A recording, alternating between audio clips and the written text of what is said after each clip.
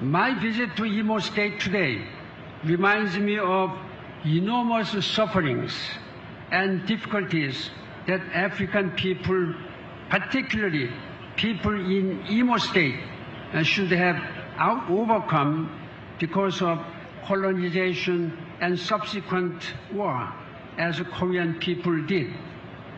Surmounting is a painful and turbulent history. Africa today holds the keys to unlocking so many solutions to current global challenges that humanity and our planet are facing, including climate change and UN Sustainable Development Goals.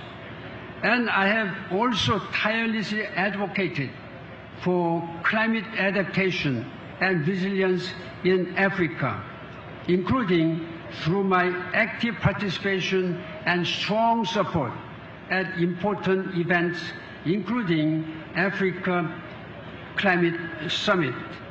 In this regard, while serving as a Secretary General, I have been repeatedly stating that without addressing the African challenges, we will never be able to declare that we are living in sustainable world.